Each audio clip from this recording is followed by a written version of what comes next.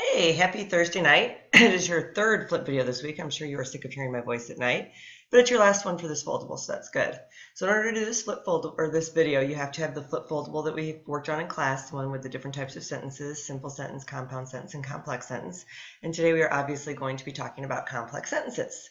And since I've been listening to the Charlie Brown Christmas, I decided to do it just like the Peanuts because I was thinking about that. So thought of the day, are these grammatically correct sentences? Sentence number one, buffalo, buffalo, buffalo, buffalo, buffalo, buffalo, buffalo, buffalo. And sentence number two, this exceeding, trifling, wilting, considering, ranting, criticizing, concerning, adopting, fitting, wording, being exhibited, exhibiting, transcending, learning, was displaying, notwithstanding, ridiculing, surpassing, boasting, swelling, reasoning, respecting, correcting, erring, writing, and touching, detecting, deceiving, arguing, during, debating. I'll tell you tomorrow. See, I'll tell you tomorrow if those are grammatically correct sentences. You figure it out. All right, so no notes yet, just to review. A simple sentence, aka IC, is like Charlie Brown. It stands alone with one subject and one predicate. Charlie Brown is wearing a yellow shirt. A compound sentence is an IC plus another IC, or you could even have three ICs, which are independent clauses. And a compound sentence is like Charlie Brown and Linus. They are both independent people, but they are better when they are together. Compound sentences are joined by a comma and a coordinating conjunction or a semicolon. For example, Charlie Brown is wearing a yellow shirt, comma, and Linus is wearing a red shirt. Okay. A complex sentence is an IC and a DC. You could have two DCs. But a complex sentence, you don't have to take notes yet, soon, not yet. A complex sentence is like Charlie Brown and Snoopy. Charlie Brown is an independent person who takes care of himself. Snoopy depends on Charlie Brown to take care of him. For example, when Snoopy is hungry, Charlie Brown feeds him. Or Charlie Brown feeds Snoopy when he is hungry. So let's take some notes now and talk about the components of a complex sentence. The first thing you need to put in your notes, and this would have to be on the top half, is you need to put number one. Well, first of all, you need to put that it's an IC plus a DC. Then you need to put that it can be joined in two different ways. It can be one, you could have your subordinating conjunction with your dependent clause. If you start with your subordinating conjunction and dependent clause, you need to put a comma, and then you have your independent clause. Or another way you could do it is you could put your independent clause, your subordinating conjunction, and your dependent clause. Notice in this case, when you start with your independent clause, you do not need the comma right there. An example of the first one is after Snoopy hugs him, comma, Charlie Brown is happy. After Snoopy hugs him is a dependent clause. It's not a complete thought. You're like, what? What happens after Snoopy hugs him? After is your subordinating conjunction. So this needs a comma after it. Charlie Brown is happy is a complete thought. So it's your deep or independent clause, and it stands on its own. You could also reverse it.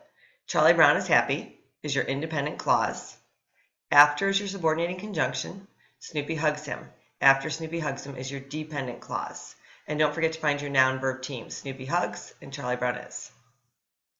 Make sure you get these in your notes. Pause until you do. All right. Now, let's go back for a minute. Because this one looks tricky, you're not sure because there's no comma to signify that it's a complex sentence. What you really have to do is memorize your subordinating conjunctions. And of course, there's an acronym. It's called On a White Bus.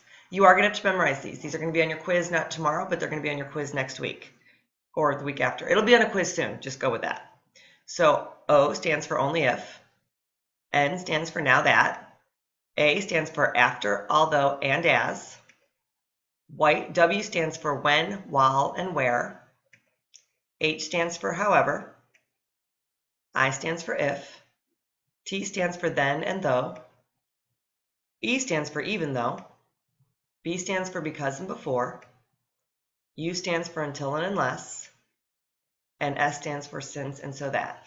So these are your subordinating conjunctions. There's many more, but they'll be what we use to join a dependent and independent clause. Now you have to look at your sentence structure as well. Just because you see a subordinating conjunction does not always mean that it's a complex sentence. You have to look and make sure that you've got two sets of noun-verb teams or two clauses, an independent clause and a dependent clause. You do not have to write these down. I hope you weren't. I'm so sorry. I'm going to give you a copy of this to put in your notebook tomorrow. So if you wrote them down, great. That'll help you start to memorize them. All right, so let's look at it. Sentence number one, since teenagers love to dance, they enjoy pop music. What's your subordinating conjunction? What's your dependent clause and your independent clause? When singers perform on stage, people in the audience sing along with them. You don't have to write any of these, by the way. And teenage girls in the audience often scream when One Direction performs on stage. Here you go. Subordinating conjunction, dependent clause, independent clause. Subordinating conjunction, dependent clause, comma, independent clause. Independent clause, subordinating conjunction, no comma, dependent clause. And this is what your finished foldable should look like. Please bring it to class tomorrow because we're going to be gluing it in your notebook, and it's like 3 days worth of notes. Thank you so much. Your final thought, and I know Mr. Wilson has already shared this with some of you, but now I am.